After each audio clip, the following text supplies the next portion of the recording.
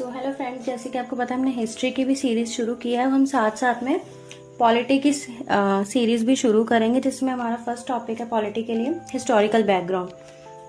So friends, if we discuss about constitution, it didn't just appear in 1950.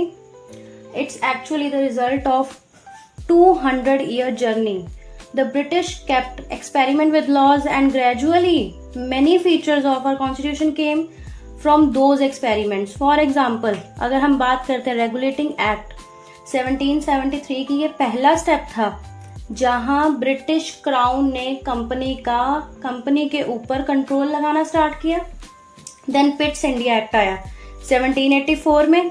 Then Pitt's India act ने क्या किया, यहाँ से commercial और पॉलिटिकल जो पावर्स थी वो अलग किए गए।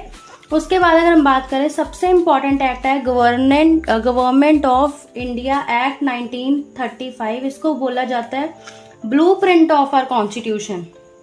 ब्लूप्रिंट था हमारे, क्योंकि इसने फेडरल कोर्ट, प्रोविंसेस, ऑटोनॉमी और बाइकैमरल लेजिस्लेचर इंट्रोड्यूस किया था। ठीक है। फाइनली 1947 में अगर बात करें, हमारी इंडियन इंडिपेंडेंस एक्ट आता है।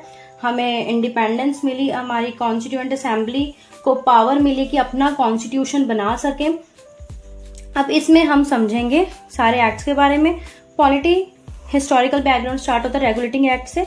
जैसे कि मैंने बताया, यहाँ से जो है सबसे पहला फर्स्ट टाइम ब्रिटिश गवर्नमेंट ने कंट्रोल की company. Governor of Bengal, governor general of Bengal Warren Hastings ने जो किया था, और सुप्रीम कोर्ट जो है वो कलकत्ता में 1774 में बनी।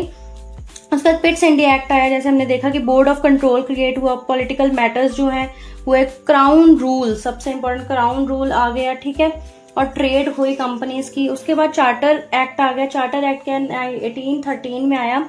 End of companies trade, and हुआ कंपनी ट्रेड द मोनोपोली। ठीक है। 1833 में क्या हुआ, गवर्नर जनरल ऑफ इंडिया ने लॉर्ड विलियम आए, उन्होंने अपने रूल्स लगाए। उसके बाद 1853 में क्या हुआ, सिविल सर्विसेज एग्जाम स्टार्टेड। जिस एग्जाम की हम प्रिपरेशन कर रहे हैं, जिसे हम बोलते हैं UPSC civil service exam 1853। Most important question, कब से स्टार्ट हुआ, जो हम एग्जामिनेशन की तैयारी कर रहे हैं, जो एग्जाम हमने देना है, जिसके लिए हमने ये तैयारी सब कुछ इतनी मेहनत कर रहे हैं, वो स्टार्ट कब से हुआ, किसने किया, वो कौन से एक्ट के बाद, चार्टर एक्ट में 1853 में सिविल सर्विसेज एग्जाम स्टार्ट हुआ। अगर उसके बाद हम बात करें गवर्नमेंट एक्ट ऑफ इंडिया 1858, इसमें रिवॉल्ट हुआ 1857। इसमें आप बहुत बढ़िया एग्जांपल आप ले सकते हो, जो रेवोल्यूशन जिसके थ्रू हमारा स्टार्ट हुआ था, दैट इज मंगल पांडे। इनकी डेथ के बाद रियल जो है रेवोल्यूशन स्टार्ट हुआ था 1857, जो क्राउन टुक डायरेक्ट कंट्रोल ले लिया था उन्होंने, गवर्नर जनरल विसरॉय ऑफ इंडिया ने। ठीक है। अब इंडियन काउंसिल एक्ट्स क्या थे, 1861 में लेजिस्लेटिव काउंसिल स्टार्ट हुए। 1862 में इनडायरेक्ट इलेक्शन शुरू हो गए। 1909 में मोर्ले और Minto separate electorates of Muslim start हो गए। ठीक है। उसके बाद अगर हम बात करें गवर्नमेंट एक्ट ऑफ 1919, डायाकी शुरू होगी। इसमें प्रोविंसेस में बाइकैमरल लेजिस्लेटर आगे सेंटर हो गया, वो सेंटर बन गया एक। सेपरेट हुए क्या, इलेक्टोरेट्स एक्सटेंड कहां तक हुआ, 6 में हो गया। एंग्लो इंडियंस, यूरोपियन, सब में सेपरेशन शुरू हो गई। ठीक है। उसके बाद है government of India act 1935, the most important.